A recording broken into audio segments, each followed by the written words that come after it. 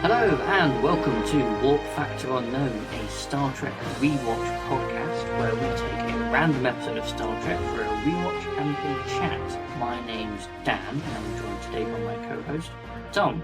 Hello there, nice to be here. Fantastic. And today we are going back to Deep Space Nine for a two-parter. And we're going to be watching the episodes in Purgatory's Shadow and by Inferno's Light. And just a quick note for anybody who is actually listening along to us and watching along with us as we do this. At the end of the last episode, when we selected this episode and it was a two-parter, I only called out In Purgatory's Shadow. I didn't mention By Inferno's Light. So if you haven't seen both episodes, go watch both because we are talking about both today. Anyway, without that now, a little bit of housekeeping's done.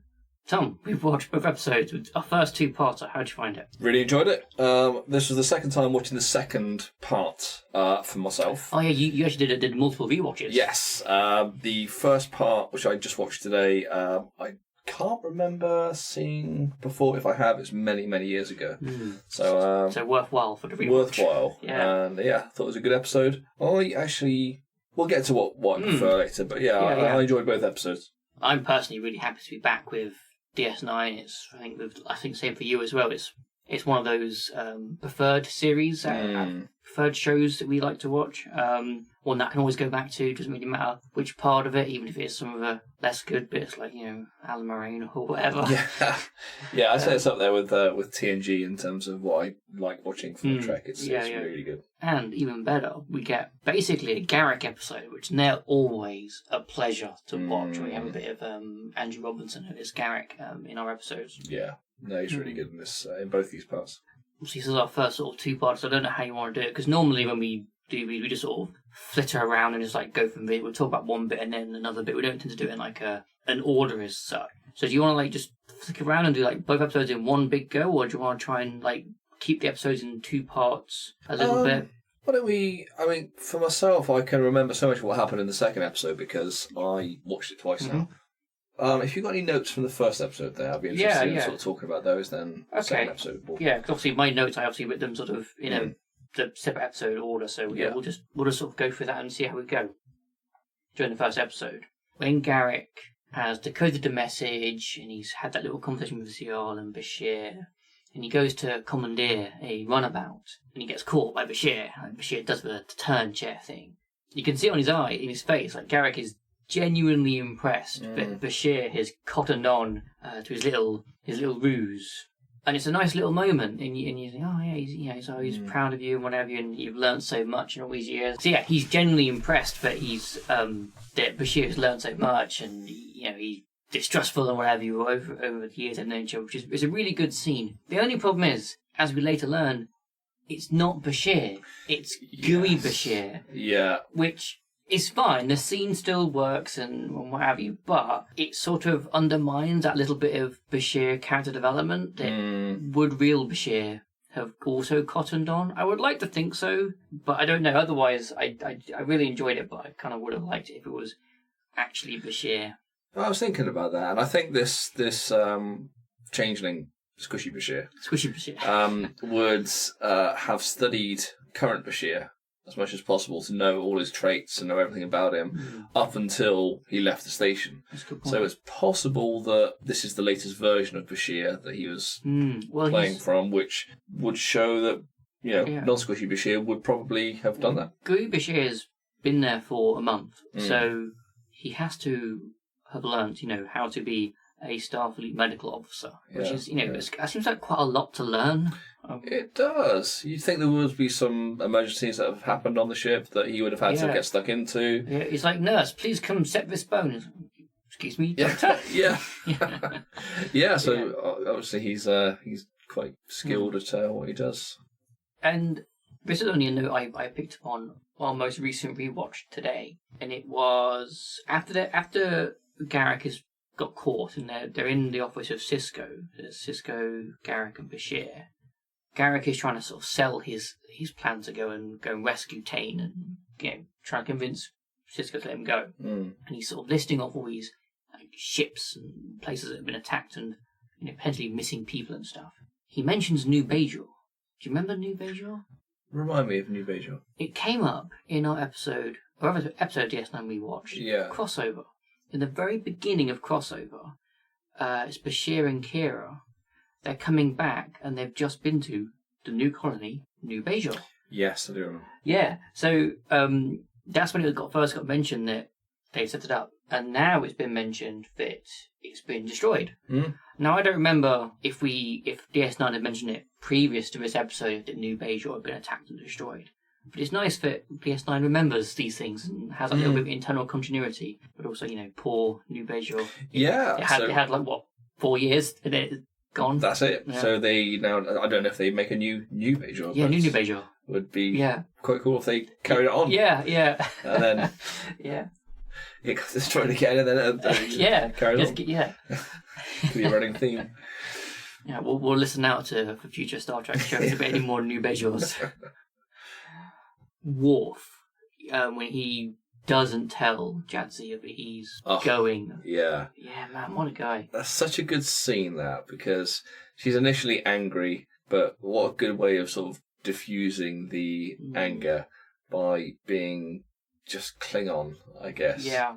And all about dying with honor, and and does not tell we do not tell our mates what we're going to do, and you can just kind of see her thinking, hang on a minute, it's actually a Klingon I'm dealing with here. I'm not going to win this argument. Not in her sort of normal way. Yes. Yeah.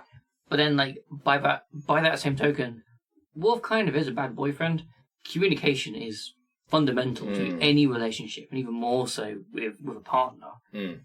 Worf just doesn't have the courage to go and talk to his partner about this, even if she might embarrass him. He's a bit of a coward on that. So, by my count, we now have Worf as being a bad father to Alexander.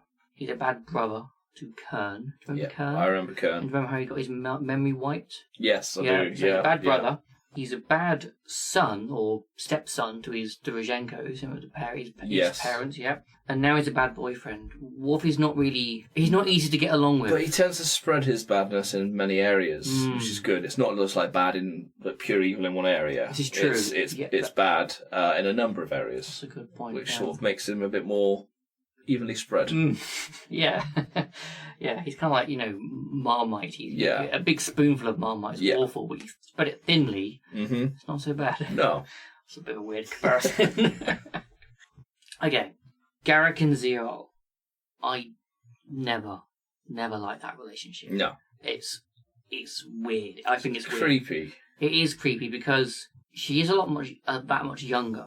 It is not inherently a bad thing, but I think Garak, I don't actually know how old Garak is, but he seems so much older that it does sort of border on that kind of creepy old man kind of thing. And, she's very young. She doesn't seem to see his flaws. She's been on DS9 for a while now. And even, she would have heard rumours and stories about Garak. So she would have heard all these sort of not so savoury things that he's done, or his character traits.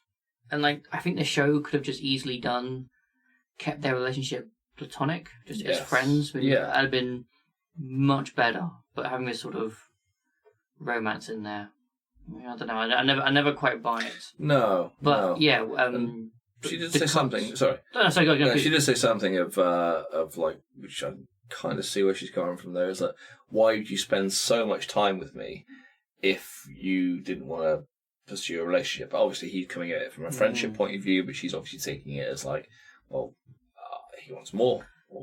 It's true, and I would totally buy that.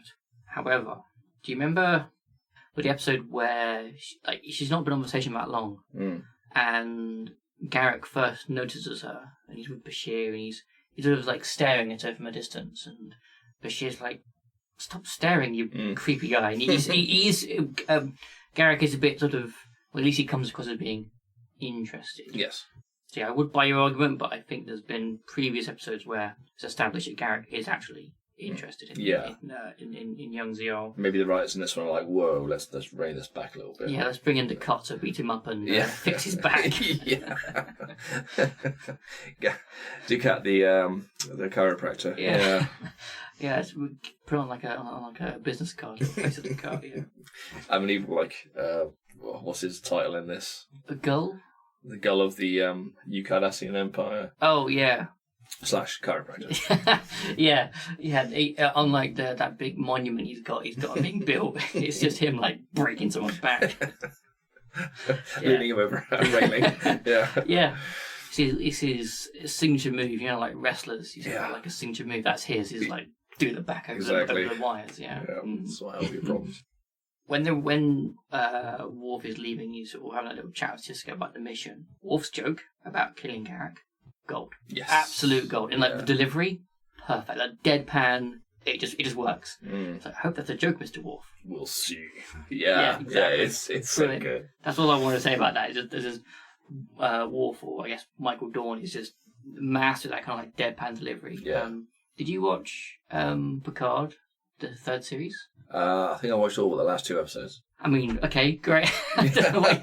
Yeah, that's fine. Yeah, I don't know why. That's fine. But I don't know if it was, maybe you have or haven't seen them. But there's a scene where Worf, Riker, and somebody else are fighting, and Worf's fighting with his battle F, and he gives Riker a sharp thing, and they're stabbing people and what have you. And after they're exhausted and beaten up and stuff, it turns out that in the hilt of one of Worf's knives, he's got a phaser, and Riker's like, why didn't you get that to start with? And Worf just like, again, deadpan. He's like, swords are fun. It's fantastic. Worf and Michael Dorn, really good at that sort of deadpan comedy. When Garak and Worf are on their way to the Gamma Quadrant, Garak gets a coffee. Or he gets a cup of tea. And he's complaining about it being awful, and he wants to have a word with some guy called Earl Grey. And Garak mentions, like, why they run about replicators? Why do they have such poor choice? And that's a good question. Why do they have poor choice?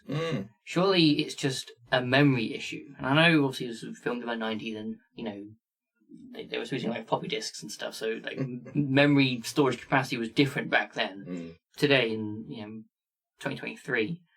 100 gigabytes, terabytes, nothing. It's nothing. So I can't imagine it being a memory issue. No, isn't there an episode of Star Trek? I think it might be in TNG where they actually say our computer has such and such memory. Yeah, they do. And I can't remember what it was. Yeah, but I bet now it's and even like Data's like, I can do so many processes per second, where he sort of spouts off his tech specs. Yeah, and so it just seems strange to me that they run about replicators are not as well equipped, because you would think the reason it can't produce 500 versions of T is just a memory issue as opposed to a hardware thing. Yeah, and surely with AI, I mean, we've got AI now, but in the future it would know how to make different varieties of tea. Yeah. Without even being told. You'd be like, I want I don't know. What was that tea I had on Tuesday? Marshmallow flavoured tea. Yeah. Oh, that'd be great. Or pizza flavoured tea. And it would be like, oh yes, that's weird, but I am AI, so I can make this for you. And then you get tea with a pepperoni on top. Oh yeah, or get your pizza pre-mayonnaised. Yeah. Exactly. Yes. Yeah. Yeah. Yeah. It was just a weird one. But then the only reason I could come up with as to why that replicator may not be as equipped as the ones on DS9 or the bigger starship is they just have an old version. They just have like an old, but they only have like the replicator 2. As opposed to Replicator 8. It's not an update to the latest firmware. Yeah, that need more firmware, yeah. So that's like an O'Brien thing. It's not like his work log. Yeah. Update, run about replicators, and he's just not done it. Yeah, it's probably got his favourite tea on there already. That's it. So he's done his one, yeah. Yeah. So still in the runabout, on their way, I really, really, really, really like how Garak uses honour with Worf. And they're trying to convince him to keep going, to go through the nebula, and to keep hunting for this message. Yes. And again, he's listing off all these ships like the Sarajevo and stuff that they could find. And he's like, it would be the honourable thing to do. And Worf is like, you don't know the meaning of the word. And Garak's like, yes, but you do. Yeah. It's a really good line. Which works, because it's like, Worf's like, yes, I do. Yeah, I do, yeah. I am going to. Like, they both understand. Garak knows he's talking bullshit. Worf knows he's talking bullshit, but Worf knows he's right. And they both understand each other's motivations and how they play and work together. It's a really good little moment. And Worf did want to go. He just needed a little bit of a push, almost that justification to, come on, let's go. He's like, I'm Starfleet. Yeah. And then a little bit of gentle nudging. It's like, oh, forget stuff. Yeah, fuck those guys. Yeah. Klingon and honor. Yeah. It is a good day to die. Yeah. Yeah. Worf really does enjoy a good sword to jump on. Yes. We have, in this episode, a twist. Dun dun dun. Mm-hmm. We have an evil Bashir. A Guri Bashir. But I really enjoy it, and especially on rewatches, it's really stupid. But the second that we see Bashir come into that prison and he sees Garak and Worf, it kind of almost immediately cuts back to DS9. And there's Bashir on the elevator, on the turbo lift. And he's, just the way it's filmed and the way he's looking, he's evil Bashir. And from every scene then out, Bashir is evil Bashir. And it's just sort of been played and sort of shot and filmed in a way which implies that this character is now evil. And it's a really hard cut between the two. Yeah. And I kind of would have liked it if evil Bashir had been sort of filmed and framed as like evil Bashir for the whole episode. Or if not, the previous few episodes. I mean, that'd have been great, like drop some hints in. Yeah. Over the past few episodes. That, even just like a little thing, like someone walking down a corridor and there's Bashir, like, you know, behind an access panel. He just gets caught. It's like, oh, what are you doing here, Julian? It's like, oh, well, nothing. And just sort of explain. It's like a throwaway line, a throwaway scene. That'd have been really good to like just sprinkle in there. Yeah, I agree. It felt like a bit introduced quickly. Just that episode, he's suddenly evil Bashir. Yeah, but I don't know. I kind of like the fact that he's so intense to the point where we notice that he's evil Bashir, even though we've seen good Bashir. But nobody else who's worked with him for years on the station, 5 years at this point on the station, can recognise there's something a bit off with Bashir. Yeah, we will skip forward just now to that very end of the second episode. That little bit of rapport with when Bashir gets back and he's with O'Brien in the and they're having that little exchange like, oh, I never noticed, he was actually really nice to get along with and stuff. Yeah, it's cute, it's fun, I really enjoy that exchange, and I think like a lot of people enjoy the Bashir and O'Brien bromance. It's a good friendship. Yeah. It's also the best the fact they didn't have that friendship to start with and found that O'Brien especially that's found also Bashir true. really annoying. Yeah, he did. I love how they didn't get along, but then by the end, they're the Almo just fighting along every day. Yeah. Love it. Okay, so for the first episode, I've got just a couple, I guess, less trivial things that I want to sort of hit on.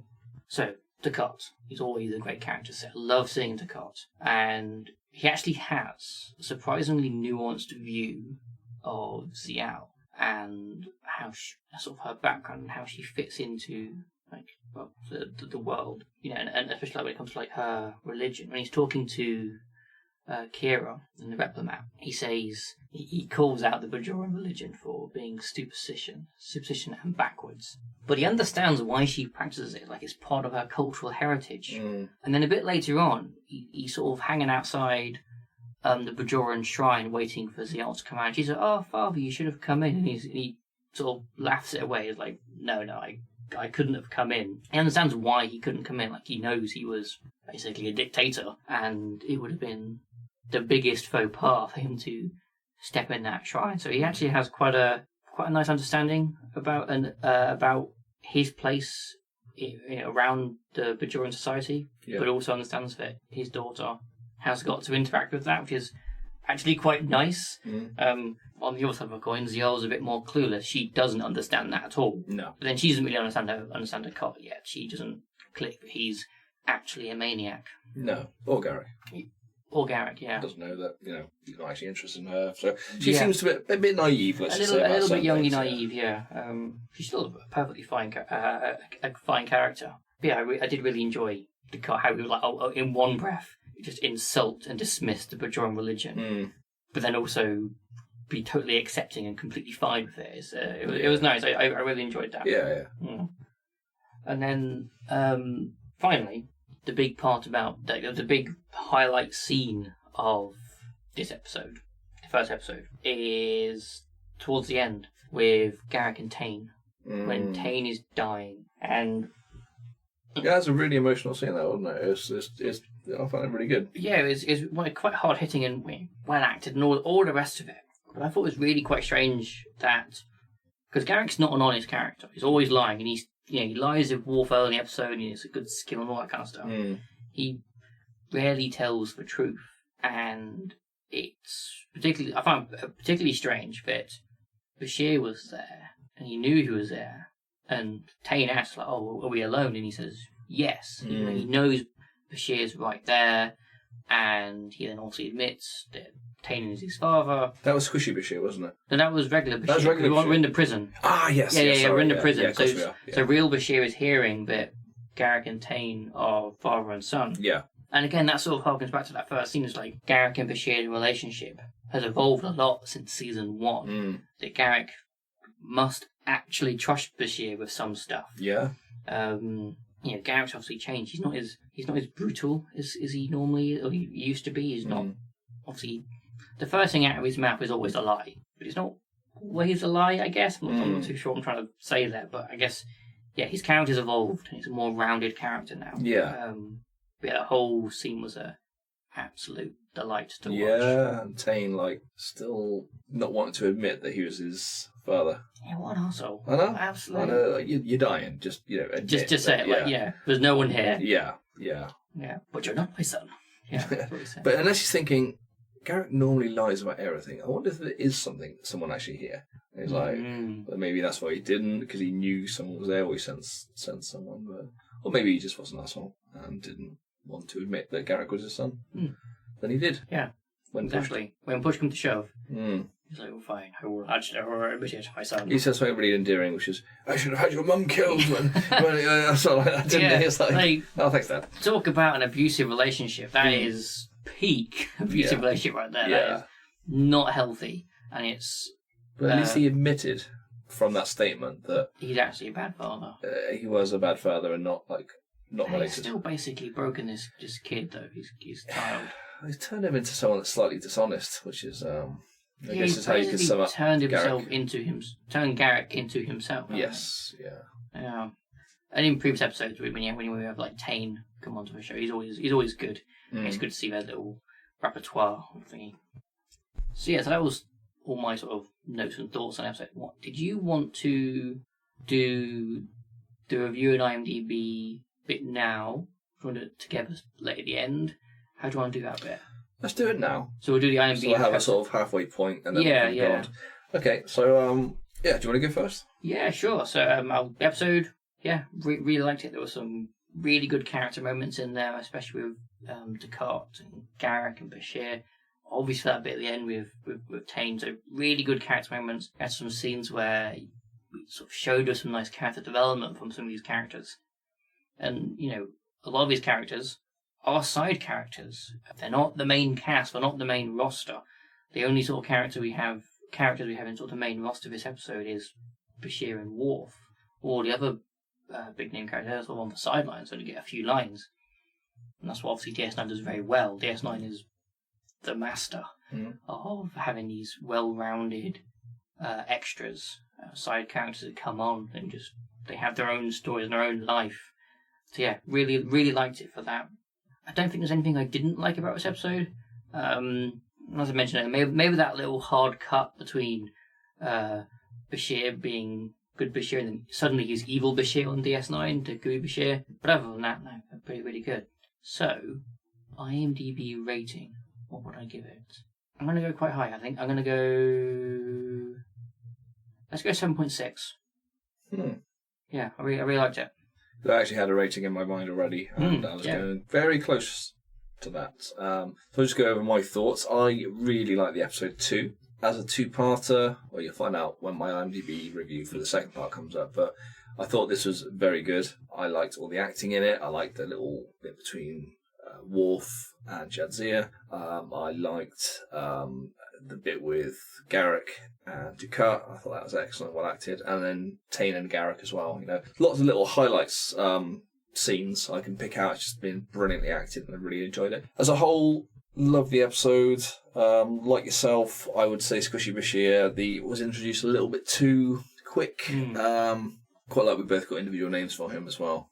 You got more Gooey. Yeah, Gooey. I'm thinking more Squishy. I'll probably think of another term I can use in the second part. But anyway, that was very good. And then, as you say, it could have been introduced over the series almost. That'd been great. Quite good. Yeah. Rather than just a go straight in there. But O'Brien picked out that he recognised that he was acting differently for a while, so at least we got that little bit of a callback, like he noticed something was different. So as a whole then, brilliant episode. I would say IMDb wise, even before your one, I was actually going to give it a 7.5. 7.5? Yeah, oh, so I was very close, I think, there. We're in sync. Yeah. Okay. So let's do the grand reveal. Grand reveal. 8.7. 8.7. That is one of the high ones. Yeah. Very well rated episode. Yeah, it really is. Yeah, maybe I should have gone 8.5. But no, I'm going to stick to my 7.5. Yeah, me too. Yeah, I'm happy with my 7.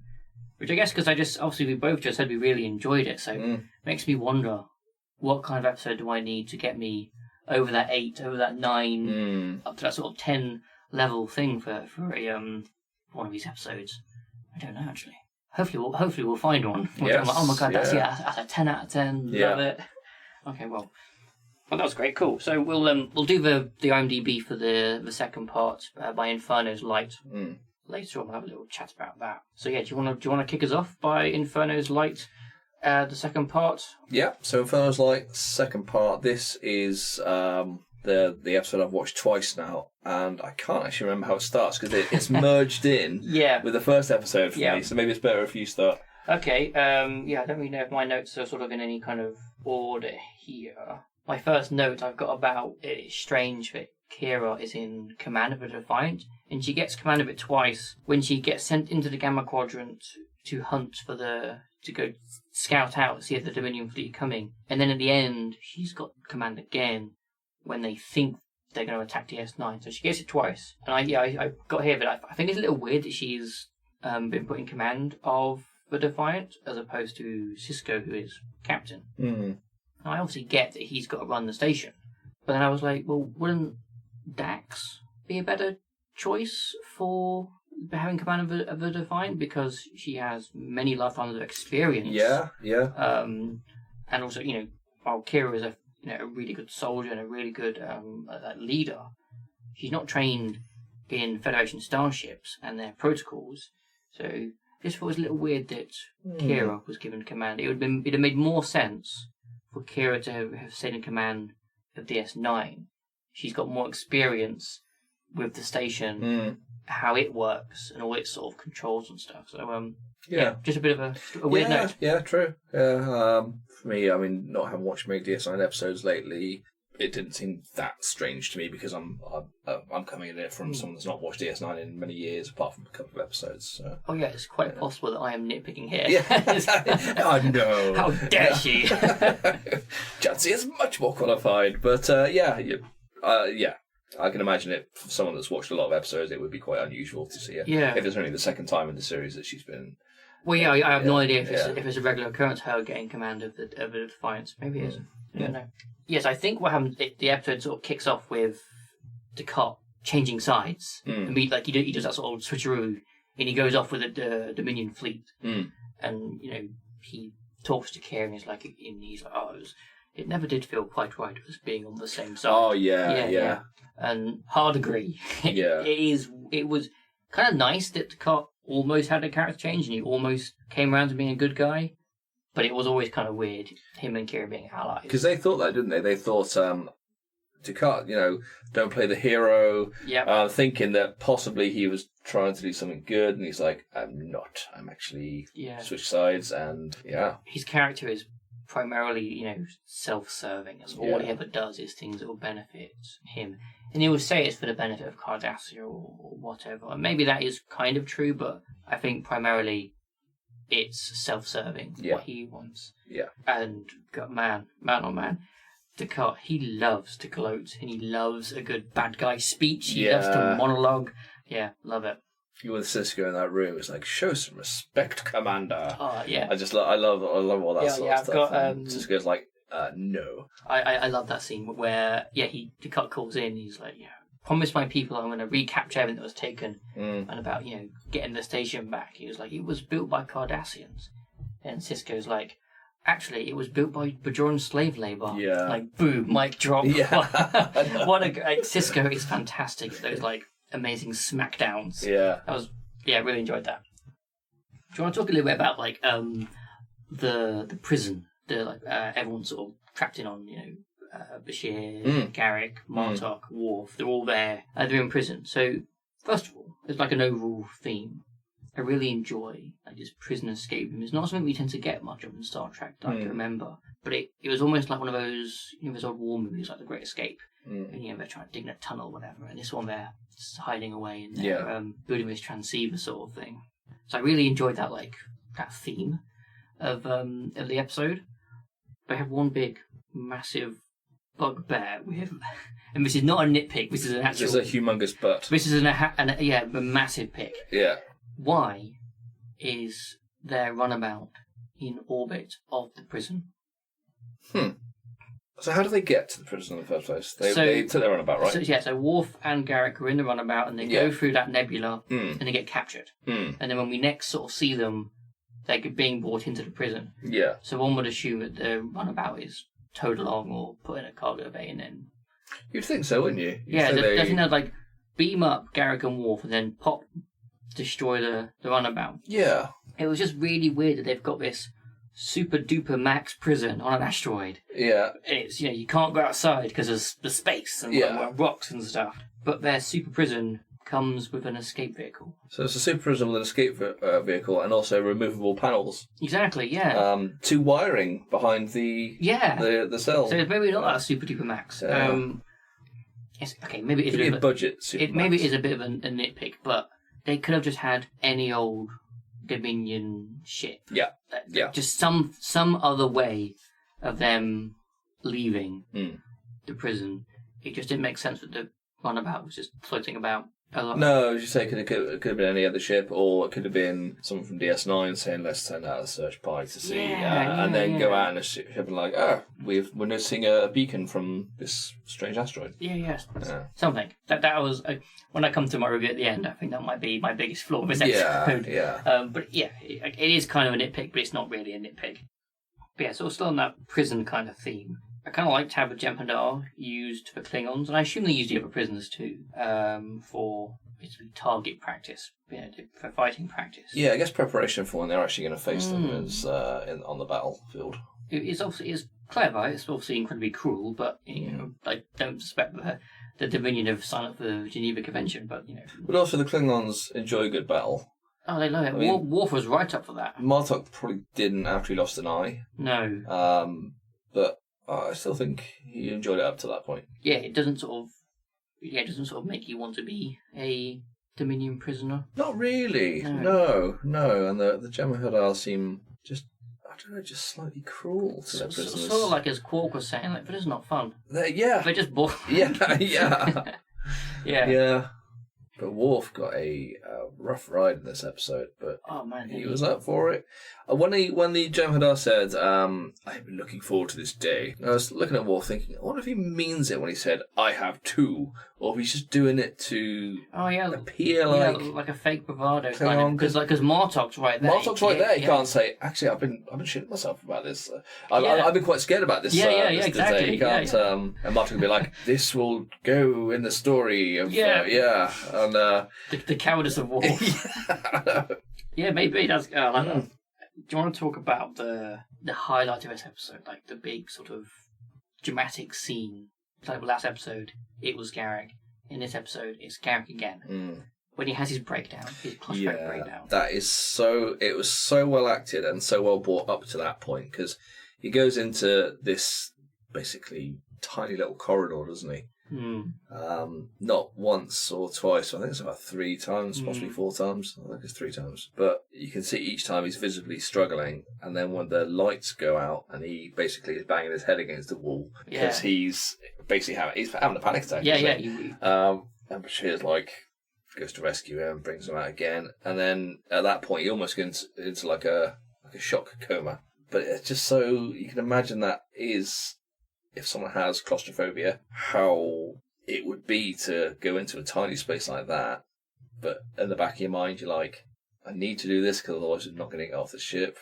And I need to save everyone. So I just thought it was really well acted, that bit. Yeah, it was. And you're totally right. It sort of slowly builds up. And he tries to hide it from Bashir.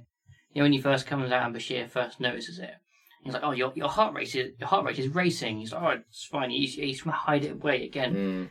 His natural first response is to lie, but yeah, you say like it's nice to see Garrick in that kind of vulnerable state. We don't see very often with Garrick. He's always so well presentable and always sort of putting on that sort of facade of the simple tailor or whatever he is. Fantastic acting, just amazing for Mr. Garrick. But a bit I really, really, really enjoyed about it was after he's had some time to rest, he's gone for that state of shock. Martok's talking about his song he's going to write for Worf, and Garrick says, "Oh no, I'm going to go back in. I'm going to face my demons, as it were, back to his dungeon." Mutual respect with the Klingons. Yeah, it's a very. It's like one line. It was it takes a brave man to face himself or face his personal enemies or whatever that small line was. Yeah, and it's a very small little line, but I think that might be one of the best conversations I've ever heard the Klingons have. Yeah. The Klingons are always waffling about honor and duty and all this kind of stuff, but that's actually sort of seeing that respect in practice. Because normally when the Klingons talk about honor, they're on about fighting and dying in battle and stabbing people and blowing them up and stuff.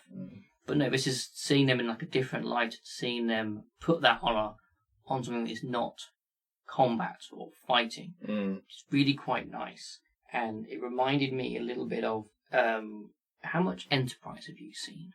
Not many. Okay, not many. Fine. Do you remember who the Doctor was? Dr. Phlox. Like an alien. Yes. Yes. Okay. So there's an episode where I think it's a two-parter, or anyway, where he gets captured by some Klingons, and he's in a lab, and he's having to work with this Klingon scientist or Klingon doctor to do whatever they're doing. I think it's to do eugenics. And Phlox sort of brings it up. He's like, he says something like, I thought Klingons find honor in fighting and dying. And the doctor sort of says, my battlefield is here in the lab, curing illnesses or whatever his work is. And the same sort of thing. It's really nice to see Klingons talk about honor and what they believe in, but apply it to different situations and different professions, because they can't all be warriors. You can't have an entire planet of soldiers. Someone's got to be a farmer. Someone's got to work in the cafe or in the shops or whatever. So yeah, love it. Love that kind of stuff. And I honestly think that small conversation between Worf and Martok and that mutual respect with Garrick. Yeah. A++. Yeah. Love that bit. No, that's good. You very rarely see Klingons giving that sort of praise to... No, they're normally doing more sort of Shakespearean quotes. Exactly. The Vorta. Oh, the Vorta. He was very good, I thought. I forgot his name. What was his name? Not Iggy Pop. No, Vorty or something like that. Vorty. Yeah, so Vorty, I thought he was very good and very evil. He had no empathy. He had no, he was just an arse. Almost bored of his job. Yeah. Doesn't want to be here. Yeah, and he's like, why aren't you, jumping ahead to the fight, because Worf, what a battler in that episode. Oh yeah, what a fighter. But Vorta, I was like, you suck so much. And I've just wished, kind of like they would have gone for him and pushed him into the ring. Then all the, the Jem'Hadar just pile on. Yeah, why don't you fight him? Yeah, you just get this Vorta saying, I'm sorry, I take it back. And then, it's a big twist at the end. But no, that didn't happen. And they have respect for Vortas, don't they? Well, they're sort of programmed, genetically modified to have this respect for them, yeah. So genetic programming aside, this Jem'Hadar still had disdain for this Vorta by saying, you wouldn't understand this honour or anything like that. So it was good to see that. And you didn't see the response from the Vorta, you just saw him look shocked. How dare this Jem'Hadar speak to me like this? I just thought it was good. Yeah, I enjoyed that bit too, and I liked how that Jem'Hadar captain, whoever he was, did sort of change his mind. Like, no, I won't kill this Klingon. He does deserve to live, deserve that honour, that respect. He changed his mind, but the other Jem'Hadar didn't. They were still fully on board, and the second that Vorta said, just kill them, they did. Boof. It was pretty much instantly they went to shoot him. All the other Jem'Hadar have been beaten by Worf, so they might have been feeling a little bit salty at that point. I'm just going to shoot the next person that annoys me. Yeah. And that's probably what happened, because he beat all of them, didn't he? Pretty much. All the Jem'Hadar I think he fought 7 or 8 times. Or Yeah. With 3 or 4 broken ribs as well. Go Worf. So another aspect of the fight I enjoyed with Worf, obviously he beat the young, confident one to start with, but then all the fighting was quite good. You know, there's a solid elbow, there's a lot of punching. We had double punching. There's an elbow to the back. I believe there's a couple of kicks and knees in there. I like the fact they got to tap the post to get back up. Yeah. But then there's one bit that stood out to me as being a little bit strange, and it's when the Jem'Hadar tries to attempt a nipple twist maneuver. He does. And he reaches out, and you just see this hand on screen, like trying to grab Worf somewhere around that. Yeah. And they don't show it, but I'm sure he was attempting to then grab the Klingon skin and twist. So yes, he attempts the nipple twist maneuver, and you don't see it, but I can just imagine off camera, it would have been quite funny if they'd have twisted it those nipples. Yeah, and then Worf could have maybe much like in the last episode of remember it was TNG. Yeah. When Worf touches the panel and he's like, so the same thing, that exact same face. Yeah. Yeah, that exact sound effect they could have used on that. But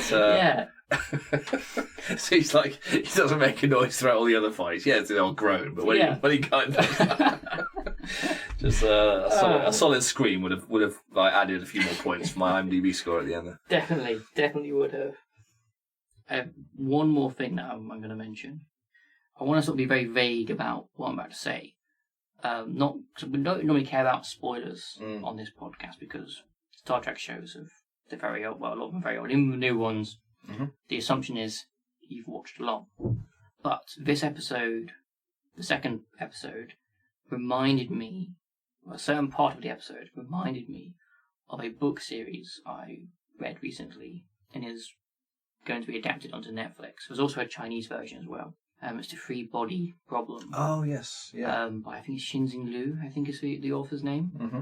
And I'm not going to sort of say what the part was or how it relates to that book because if anyone is listening and hasn't read those books or watched the shows, I would highly recommend.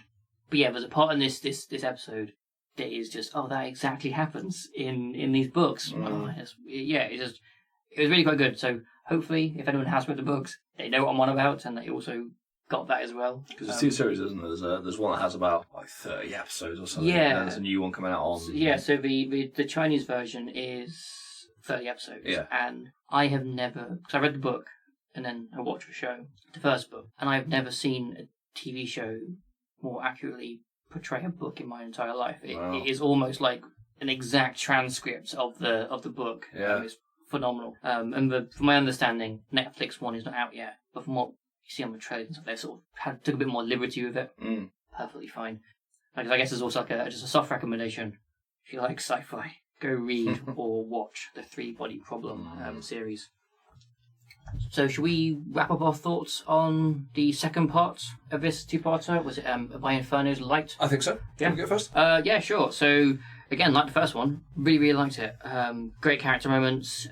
Really like, Worf fighting every day and like Garrick breaking down and overcoming his fears. As I said, I really like that bit where Worf and Martok acknowledge that bravery. The things that are happening on DS9 on the station, a little bit weaker, I think. It's not as engaging. But yeah, no, overall quite good. And we didn't even touch on at all, like Galvan showing up and stuff, and all that kind of stuff. But yeah, no, it was all really good. Really enjoyed the episode.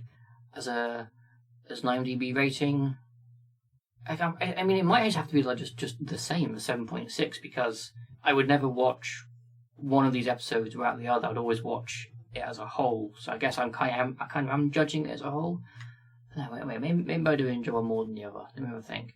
I'm going to give the part 2 a 7.5. I think I enjoy the first part more, and I think that is mostly down with the Garrick and Tane conversation. I think that just is I really, really enjoy that. But the episodes are basically the same. They're both fantastic. Tom? So, yeah, my thoughts. I actually enjoyed this episode more. I liked the fact that it was so well acted in terms of, Garrick betraying his fears and conquering his fears, and respect for the Klingons, the actual the action in it. And then, of course, you find out the reveal at the end that Floppy Bashir is... We're changing again. Yes, he's finds out, and then the whole thing with Miles saying, I actually enjoyed being with that Bashir more, and just like I found it for myself. I like the fact that there was lots of action. The respect, there seems to be a lot of respect in the episode from the Klingons, talking about about how they respected Garrick for facing his fears, to the Jem'Hadar that actually died in the end, but respecting Worf. That's a good point. And I thought the whole episode flowed really well, and really enjoyed every part of it. Yeah. So IMDb wise, I would give this one quite a high rating for myself, which may be controversial, but 8.2. 8.2. I'm going to give it. So you've gone 7.5 to 8.2. Yes, I enjoyed this one significantly more than the first one. I like the first one, but this one I had a lot of standout parts. Yeah, fantastic. Good points. And the big reveal. By Inferno's Light, 8.8. 8 point? So on IMDb it's better than the first one? Yeah. More highly rated, I should say. Yeah. Wow. So I guess I'm in the reverse here for the first part. But okay. Yeah, fantastic. That was a really good episode. It was a really good one for us to hit. I think as a two-parter as well, because there are some two-parters which are a bit of a slog. They can't all be best of both worlds, No. Sometimes they'll encounter a far point, Yeah, this one was good. This was a really good one. Fantastic. Right, wrap up time then, I guess. Yep. So we are now going to spin for our next episode to Star Trek to watch. I've got the spin generator primed and ready. Any show you want to watch this time, or don't want to watch? I wouldn't mind a bit of TNG. Back to TNG. Yeah, I enjoyed it. You could make the dial land on TNG. That'd be great. I'll try and do that. Yeah, I enjoyed our TNG episode, but I think as we all sort of said, it was season 1. Could be a bit of a bit hit or miss. So it'd be nice to get some bit of Borg action. Or maybe some later Voyager then. Janeway's always crossing swords with Voyager would be good. Yeah. I think I'd like to watch some of the original series this time around. That'd be good. I think that's what I'm kind of in for. Yeah, a bit of toss. A bit of toss, yeah. So anyway, we've got LD, otherwise known as Lower Decks. Lower Decks. Cartoon. We're going back to the cartoons. Have we now hit every cartoon? No, we have not done the animated series. So we're now doing Lower Decks. Yep. Have you seen much Lower Decks? I've not seen an episode of Lower Decks. Oh, you've not seen an episode of Lower Decks? I love Lower Decks. I think out of all the current newer shows that have come out, so from Discovery onwards, I'm in two minds of whether Lower Decks or Strange New Worlds is my favourite. They're both kind of different, but really good. I do enjoy me some Lower Decks. Mm-hmm. So we've got Lower Decks. We're now going to spin again for our season. So 1, 2, 3, 4. I haven't got a preference. They're all quite good. I think we get a bit of pack-led action in the first series. Oh yeah, so that'd be nice. Yes, do enjoy me some pack-leds. And I know you brought up pack-leds a few times. Yeah. So maybe that. Okay. Very good. Season 1. Maybe we will get some pack-leds. Excellent. Okay, so we've got Lower Decks, Season 1, spin for our episode out of 10. Episode 4. That's fine. Obviously, I have no idea. Yeah, we can't be excited about this because we don't know what it is. Nope. But let me find... So, we've got the episode Moist Vessel. Wow. Okay. Let me get a synopsis for that. Captain Freeman seeks ultimate payback after Mariner blatantly disrespects her in front of the crew. A well-meaning Tendi accidentally messes up a lieutenant's attempt at spiritual ascension and tries to make it right. I can't remember the Captain Freeman Mariner part, which I believe is A plot. I do remember Tendi messing up this person's ascension to Nirvana or whatever they're doing, and I can't remember the episode too well, but I do just remember that I don't think it was an episode of Lower Decks I don't like. I'm super happy to be venturing back to the cartoons, particularly to Lower Decks. Excellent. So please join us next time for that. Thank you for listening to our podcast today, where we discuss the DS9 episodes by Inferno's Light and In Purgatory's Shadow. Other way around, actually. They're season 5 episodes as our first two-parter. Hope you join us again next time, where we're talking about Lower Decks, season 1, episode 4, Moist Vessel. Definitely a good name on that. Thank you for listening. If you'd like to contact us, please email us at warpfactorunknown@outlook.com. That again is warpfactorunknown@outlook.com. The music we've been using for these episodes is called Starfleet Command by Jeff Harvey, and you can find more of his work on pixabay.com.